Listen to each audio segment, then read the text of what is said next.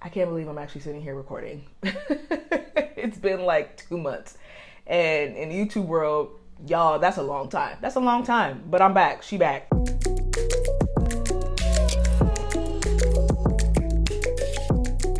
Hello, and thank you so much for tuning in to today's video. If you're new here, my name is Seyi, and this is the Daily Seyi. On this channel, I share fashion styling videos, fashion hauls, some beauty tips, some skincare tips, makeup looks, life things, home things. So if any of that is of any interest to you, then please feel free to subscribe. And if you are a returning subscriber, thank you so much for tuning in and being a real one. The month of May was a lot.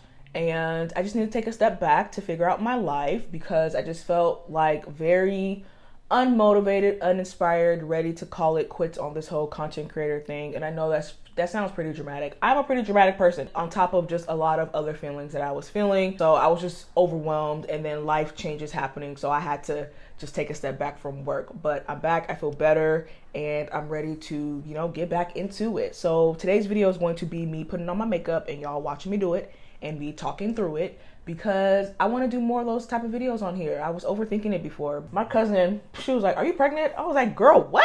I'm gonna tell you this right now. When I say that part of my life is, if that's even a part of my life, to be honest, is nowhere in the near future, like at all whatsoever. So no, I'm not pregnant.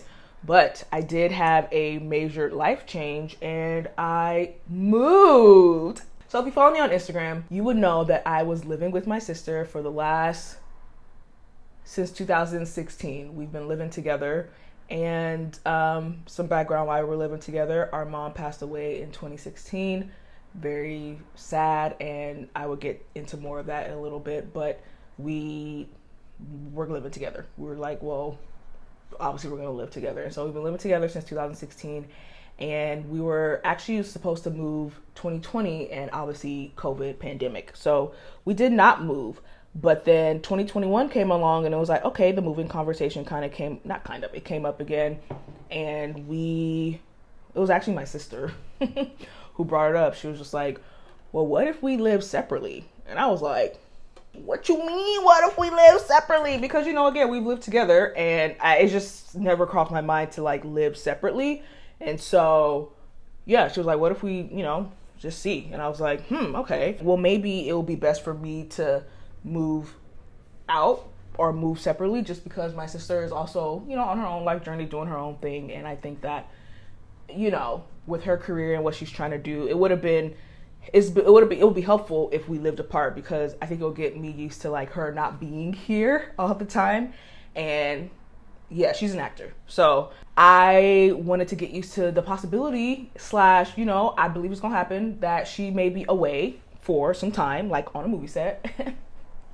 I won't see her. And finally we came to the decision that I would move out and my sister would stay in where we were living. Finding a place in LA is top five worst things. I don't know what the housing market is like. This is why people are like, you should just buy a house. Like, do you understand the difficulty in even just trying to find an apartment? Especially like freelance. Now that I'm freelance, y'all. I'm grateful, thank God, that like obviously I had, the funds and stuff to cover things, but these people they do not play when it comes to obviously proving your financial capability to pay rent. Understandably so, but what made it worse is the COVID stuff. Anyway, long story short, I finally found a place, and that's where I'm currently filming right now. I finally found a place and I moved in 2 weeks before I turned 30. So I moved in basically like late May, and I was slowly moving in. So I told myself I wanted to move in slowly. I wanted it to be easy. I didn't want to worry. I literally am furnishing this entire apartment by myself, which is a lot of money. It's expensive. When you move into a new place, it feels so foreign. At least for me, it felt so foreign because, again, I've always lived with somebody. I've either always lived with my sister or with a roommate of some sort or at home. So there's always been people around me. I've never just lived completely alone. And so I think I was a little nervous and scared. I was just like, I've never done this before. And it felt empty, which is why I have been like furnishing my place, because I just hate when places feel empty. Oh God, I hate it. So my room is basically almost completely furnished. I'm currently sitting in not my room. I'm sitting in my office space. bedroom. Yes, she did. That was important for me. To be honest, the 1 bedrooms compared to the 2 bedrooms out here price-wise are pretty comparable. So I was just like, I'll pay an extra $300 if I can get a separate office space, because I just knew I wanted my room to be like an oasis, a place that I could just go to sleep and feel comfortable and just not think about work. It has washer and dryer, it has parking, and y'all, in LA, let me tell you, those are very hard to come by, okay? Those are very hard to come by. But in my other place, I didn't have any of that. And I did not have my own room. Yes, my sister and I were sharing a 1 bedroom for the last 3.5 years. And let me tell you, that was an experience. It was what we had to do because, financially, we were both in a place where it was just like we couldn't afford anything otherwise. And so we decided that, the best way for us to get back on our feet financially is to move into a 1 bedroom. And so we sacrificed our space in order to financially be back again. And honestly, I think that type of sacrifice requires a lot of humbling. And I'm no stranger to being humble, because growing up with a single mom, it's, with no dad help, is humbling in itself. And, that experience is already very kind of like eye-opening. But having to make this decision on our own and say like, okay, this is what we're going to do in order to make sure that our future life is better for us was definitely a humbling experience. So yeah, we shared a room for 3.5 years, and you can imagine we are 2 very grown women. I am now 30, she's 28. So in our late 20s, kind of our formidable years, we were sharing a room. And I see people on TikTok, they're like, I could never share a room with anybody. And I'm like, that's because you've never had to. You've never been in a position where that was the only option. And to be honest, that's a privilege, a beautiful privilege. Like, if I decide to ever have kids, I would hope that I can provide them that kind of privilege. But in some cases, that's not how life always goes. And sharing a room is just something you got to do. When you're upset at each other, it's just like, well, I can't really go to my room and, close my door. I just got to figure it out. And so I know that situation allowed us to, our bond was already very strong, but I think it literally just strengthened our bond even more. And on top of that, we were ever in like a disagreement, we basically had to figure it out, because it's just like, we're not gonna go to bed angry. That's one thing we never really did, was go to bed angry.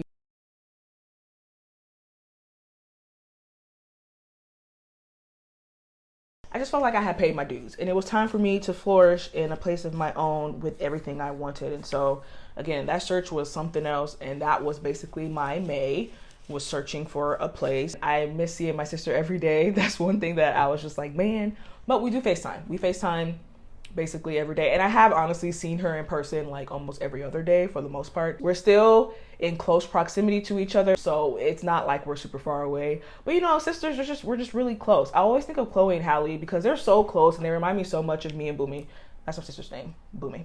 And she, their relationship is just such a like tight bond. You can just tell. And I always think, I'm like, this is literally how Boomy and I are. That is my life update. That was the biggest reason why I took time off from everything, was because I really needed to focus on the move. I didn't want any other distractions. I didn't want to be worried about, posting or not posting, or have this like weird internal pressure of, not posting enough. I'm so happy I took that break. And it was honestly very mentally freeing as well. It allowed me to kind of adjust my expectation of what I want this content creator life to look like for me, at least in this season. I don't plan to be doing this forever, let's be real, but right now this is the season I'm in and I'm enjoying it, and I want to continue to enjoy it until God is like, all right, this was fun, and let's do something else. So I feel better. I feel like myself again. I'm back, and I feel like me again. I think that I was feeling like I had to kind of, as most content creators feel, you got to measure up, you got to do the things, and, blah, blah, blah, be the person so people can like you and get the deals and da-da-da.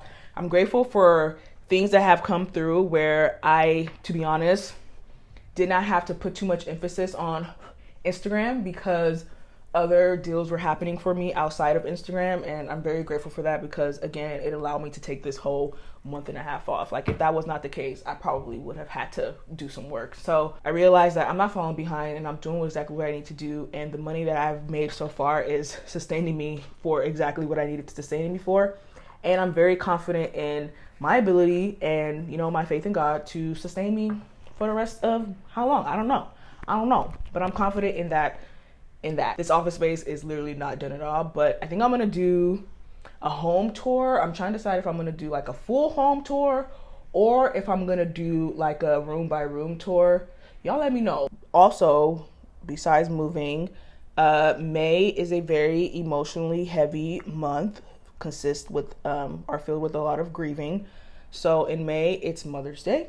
And like I mentioned in the beginning of the video, my mom passed away from cancer 4 years ago, something that I never thought would affect me or my family. And now I'm realizing that I need to do checkups to make sure that I'm okay, because my family now has a history of cancer, because my grandma also passed away from cancer a year after my mom passed away. So let's hope for long life. May is an emotionally heavy month. It's Mother's Day, so I didn't realize it was impacting me until I started seeing all these Mother's Day ads.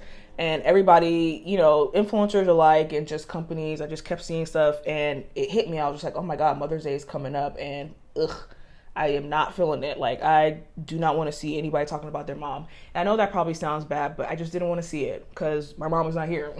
What? And on top of that, my mom's birthday is also in May. And so, you know, it was just a lot of feelings. And then on top of that, I mentioned I just turned 30 on June 8th.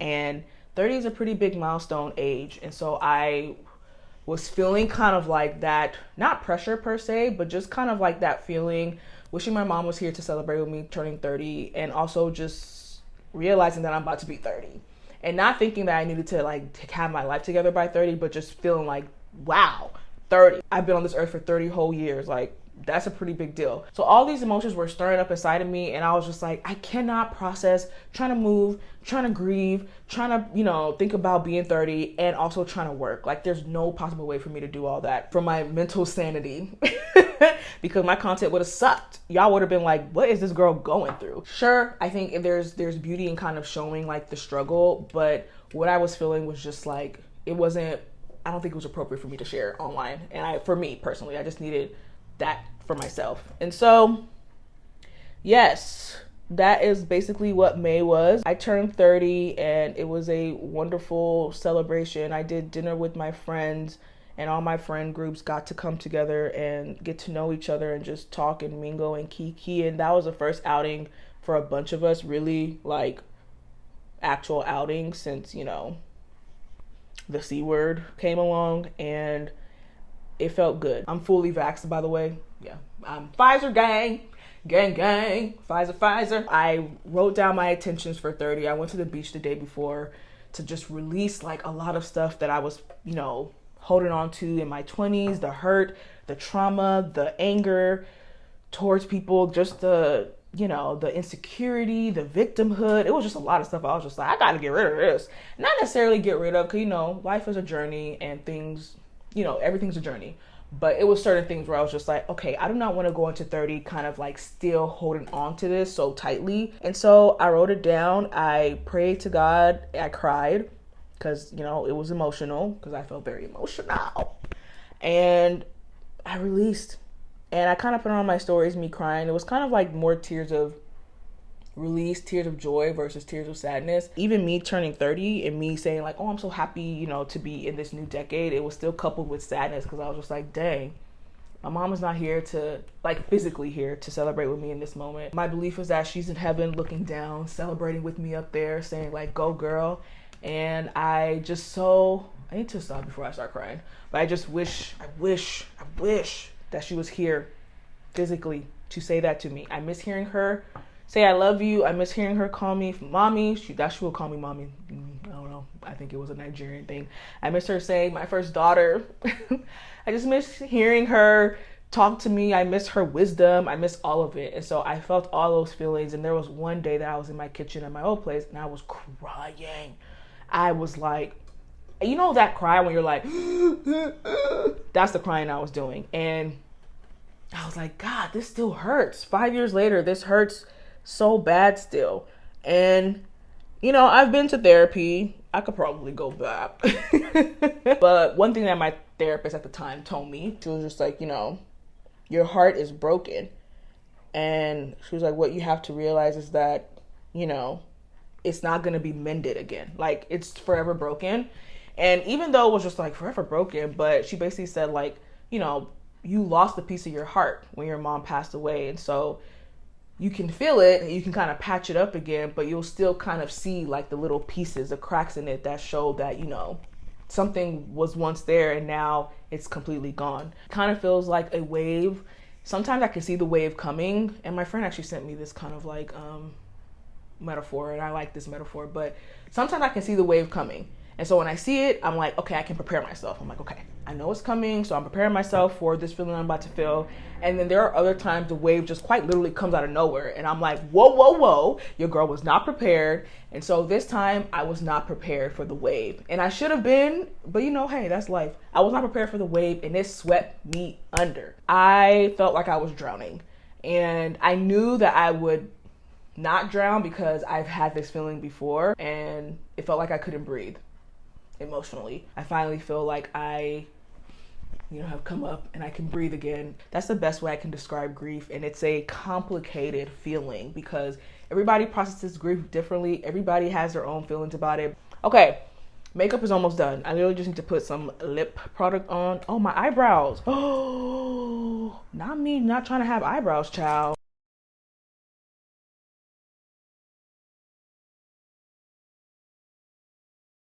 Anyway, so that's pretty much my life update. I moved, I turned 30, I'm an adult, I'm a grown woman. And to be honest, yes, people say like, oh, your 30s feel different.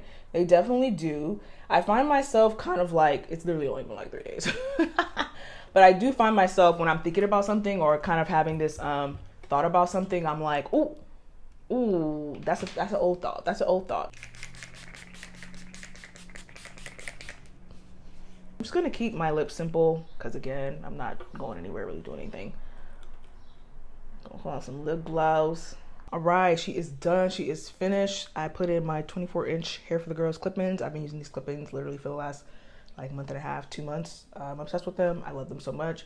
Y'all know I love a good ponytail slick back, easy, simple to do. Put on some earrings, and that's it. That's the look. Like I said, I just turned 30, and 30 already is feeling like it's going to be a really good year, but also my 30s feel like it's going to be a really solid decade. I think that my 20s were definitely foundational, a lot of lessons learned, a lot of insecurities were brought out, but I think a lot of them were also kind of chopped down in my last couple years of my 20s, and I'm grateful for the lessons. I've learned a lot. I've been through a lot, really. And life has been lifing for me. But I'm excited for the future. I think that despite what I've been through, I could honestly be very hardened against people and against the world, against God. But for some reason, I'm not. For some reason, I'm still remaining very hopeful for things. And so I hope that I can take this energy into the rest of the decade, you know?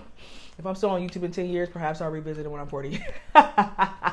I'm so happy I was able to come on here and get back into it. I'm sorry if this video is kind of choppy. This is my first video after 2 months gone. Like, it's hard, but I appreciate y'all for watching as always. Thank you so much for being some real ones, for listening to me talk. And I hope that I see you in my next video. Until next time, bye.